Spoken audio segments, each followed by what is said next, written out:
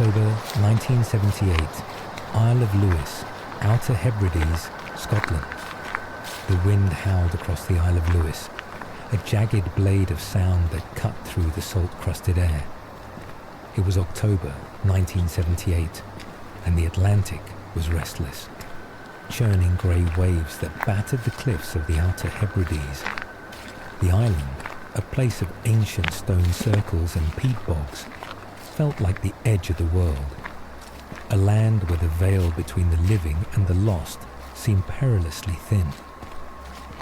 Ewan MacLeod, a 38-year-old schoolteacher from Stornoway, stood at the threshold of his cottage, his oilskin coat flapping against his legs.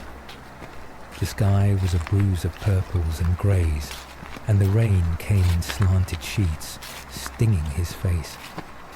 He squinted toward the horizon, where the Flannan Isles Lighthouse should have been visible on a clear day. It wasn't. The storm had swallowed it whole. "Ewan, you'll catch your death out there," called Mary, his wife, from inside. Her voice was warm but edged with worry, the way it always was when the weather turned foul. She stood by the peat fire, her hands clasped tightly, her auburn hair catching the glow of the flames.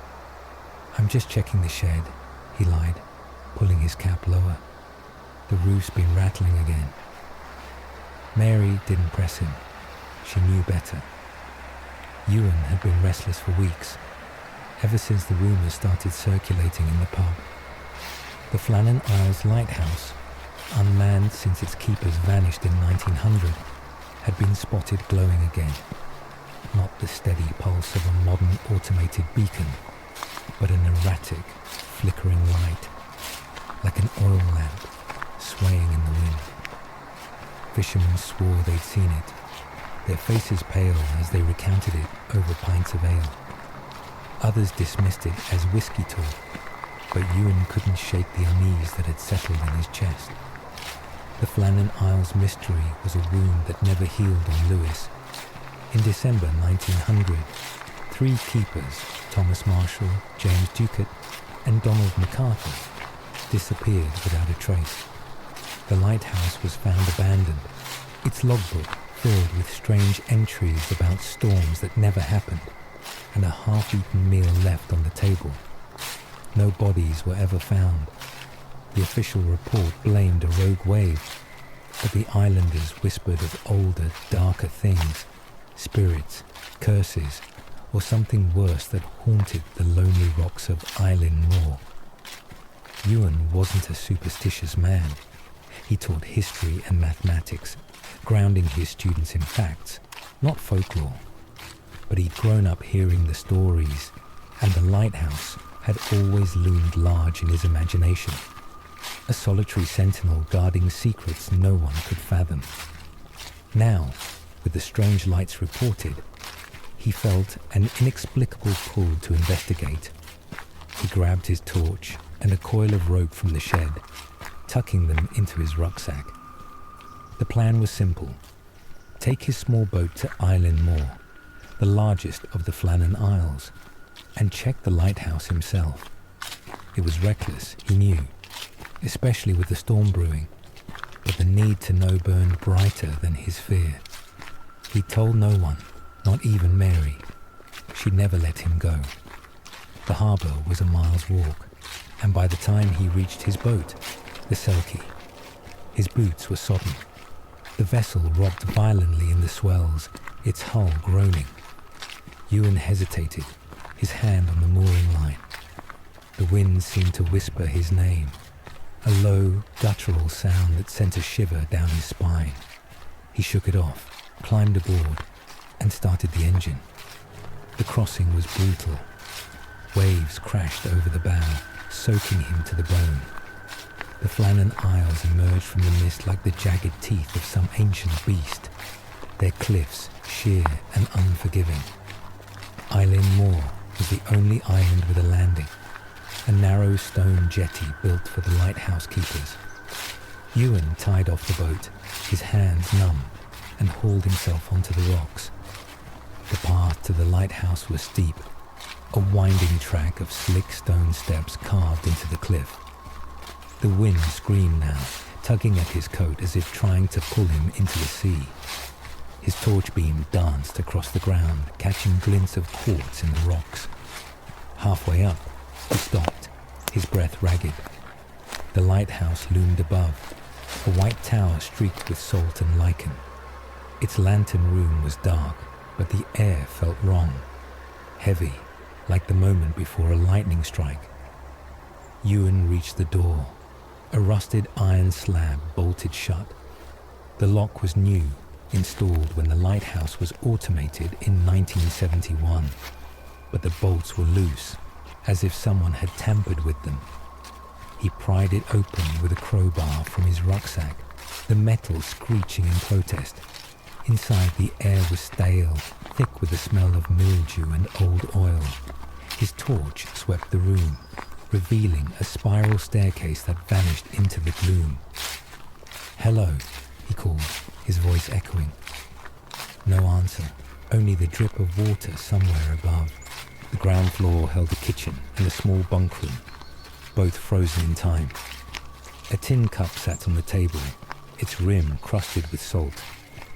The logbook, or what remained of it, was gone, taken by investigators decades ago.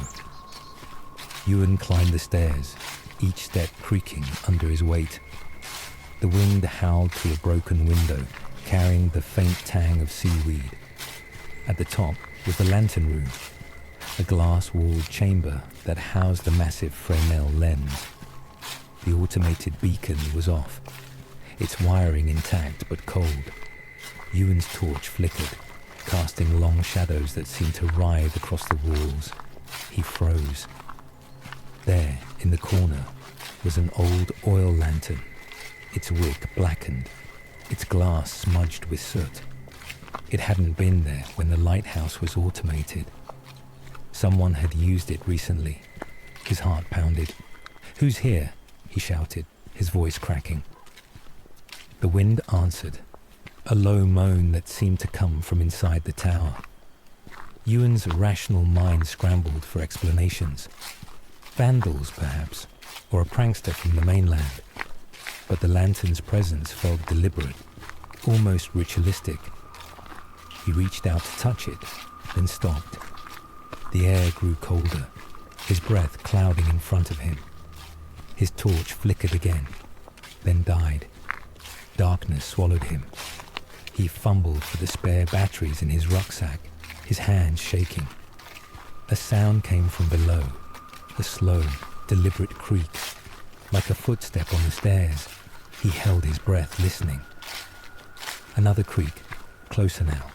His fingers closed around the batteries, but they slipped, clattering to the floor.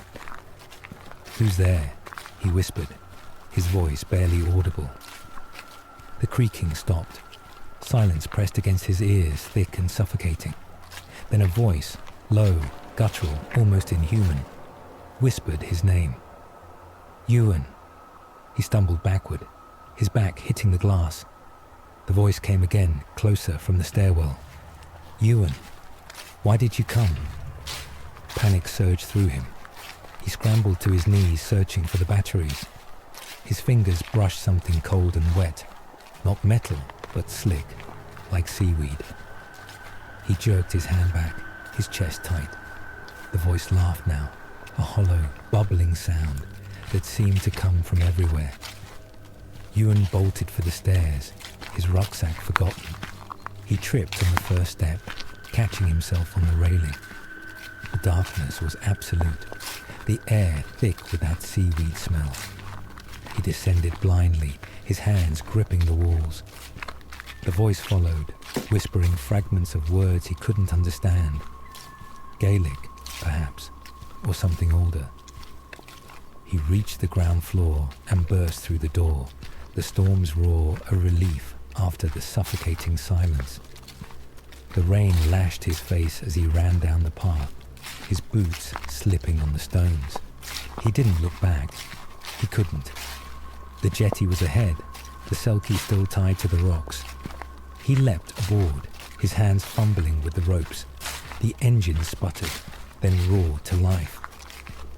As he pulled away, he risked a glance at the lighthouse. The lantern room was glowing, a flickering, sickly yellow light that pulsed like a heartbeat. He blinked, and it was gone. The tower stood dark against the storm. Ewan didn't sleep that night. He docked at Stornoway Harbour just before dawn, his body trembling from cold and fear. Mary was waiting, her face pale with anger and relief. "Where were you?" she demanded, wrapping a blanket around him. He couldn't answer. The words stuck in his throat, heavy as stones. The next day, he went to the pub, hoping to hear if anyone else had seen the light.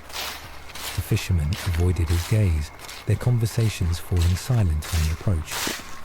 Only old Callum, a retired keeper who'd worked the lighthouses in the 50s, spoke to him.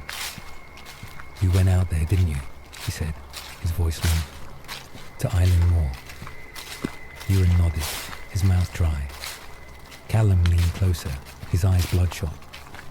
"It's not just the keepers who vanished, lad. That place, it takes people. Always has.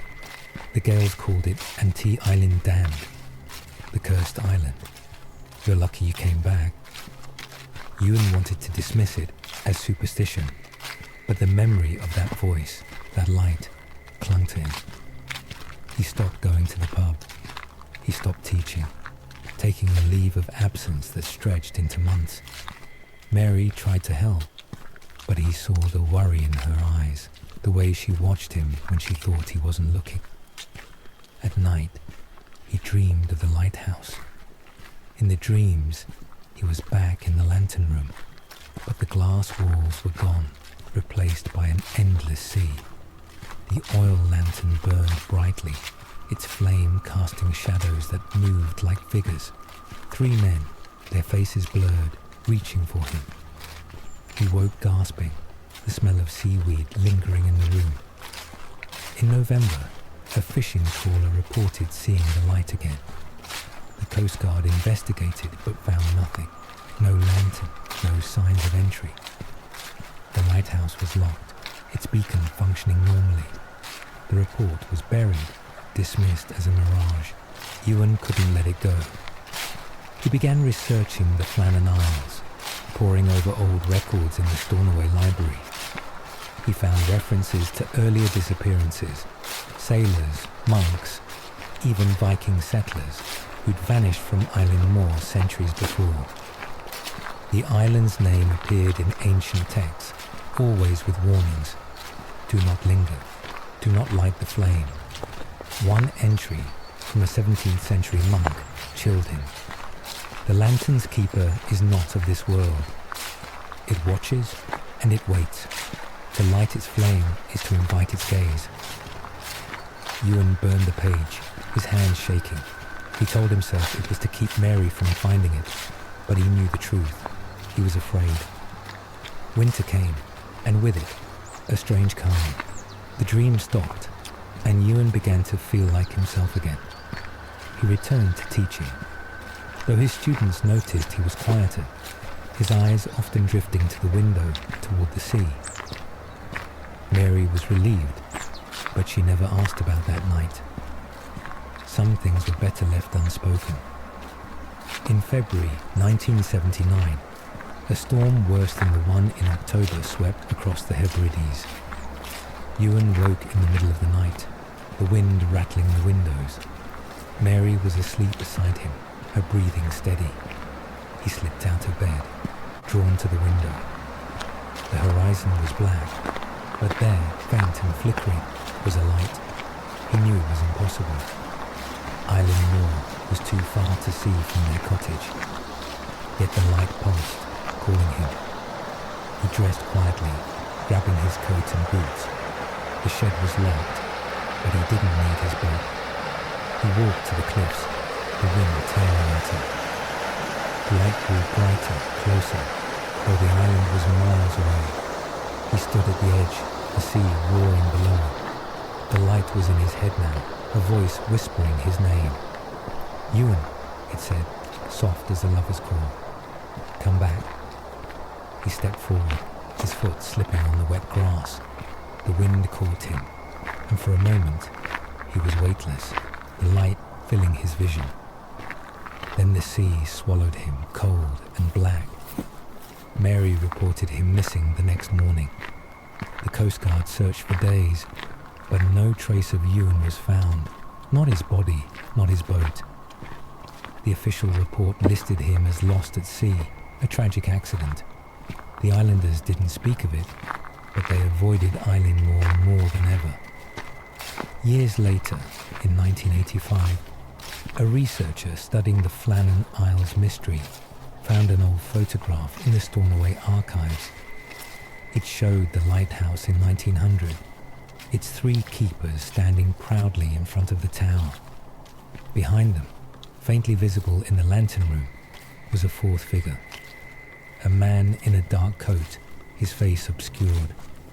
The researcher cross-referenced it with other records and found no mention of a 4th keeper.